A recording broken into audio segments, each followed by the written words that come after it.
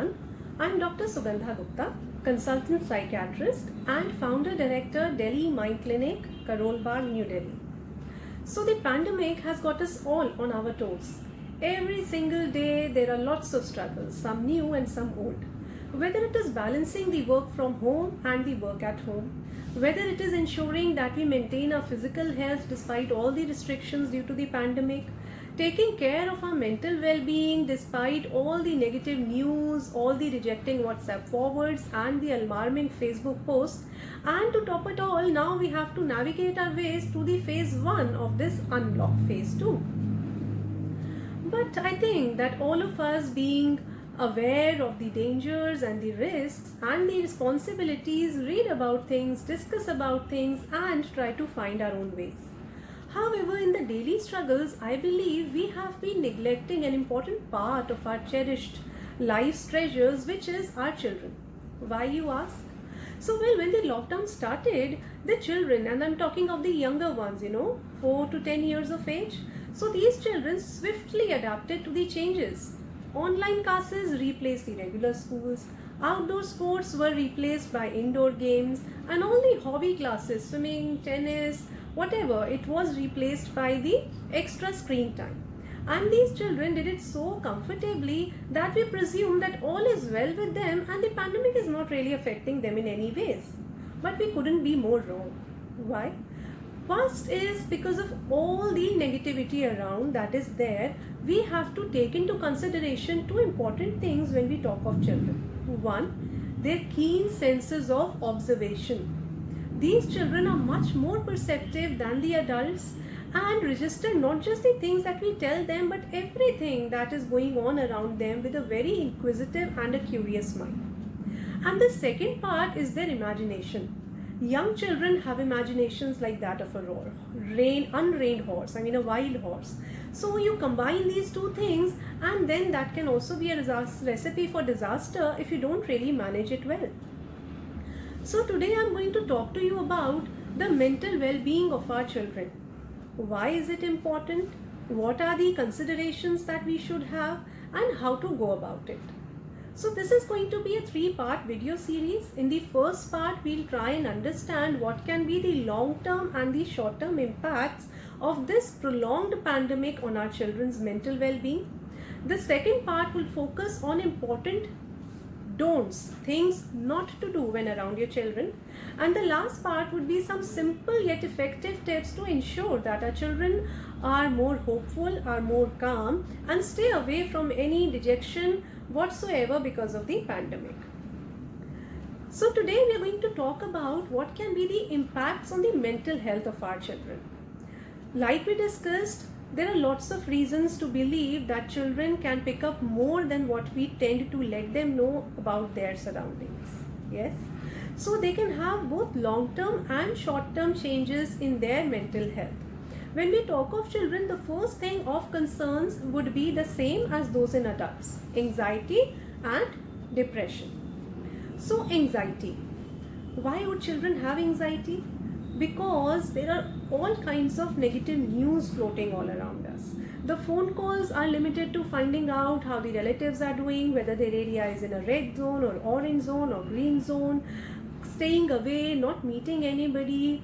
The news are constantly talking about the rising number of cases and the death rates. Even if the children are not being told these things directly, they do pick up the cues from the environment.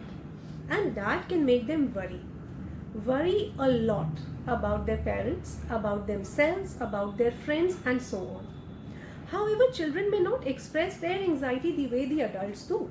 So children, if they are anxious, may manifest in two forms. If they internalize this anxiety, it will manifest in the form of withdrawal behaviors. They'll become more quietened, their appetites will change, they might avoid family time, and they might, not play with their toys or do the things that they earlier liked to do in the same manner. If, however, this anxiety is externalized, it may manifest in the form of aggression or irritability. They can also be depressed. How? Well, with all of us busy in their own daily routines, there is so much to do and so much to take care of, we might not spend adequate quality time with the children per se. Yes.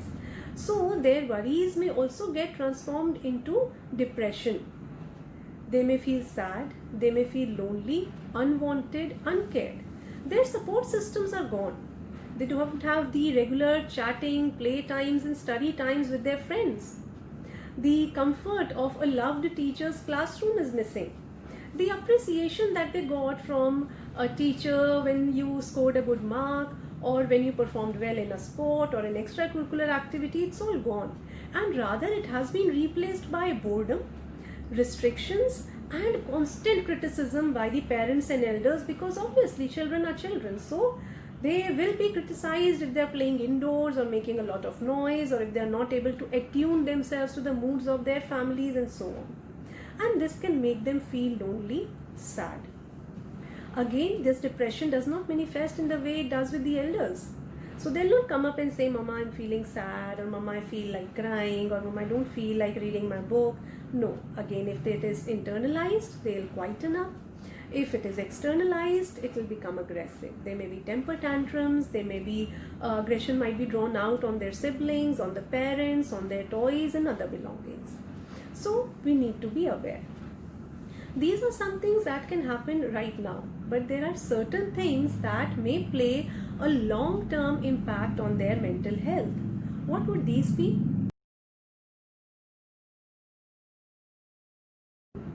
So the first thing is that these children, young children, being cooped up indoors all day with a very restricted physical and social contact, and that too for a prolonged period of time, can impact the social skills of these children, which may turn out to be impairing in their later lives or as they grow older. They might find difficulty in expressing themselves better when they go back to school in the same manner as they used to participate earlier, and so on.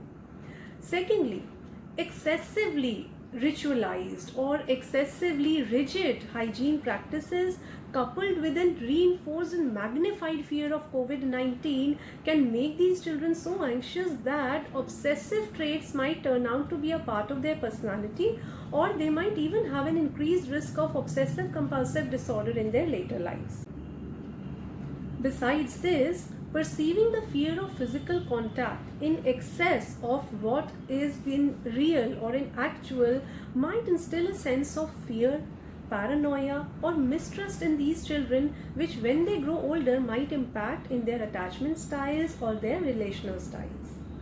There could be many more, but these are some which are most important for all of us to be aware.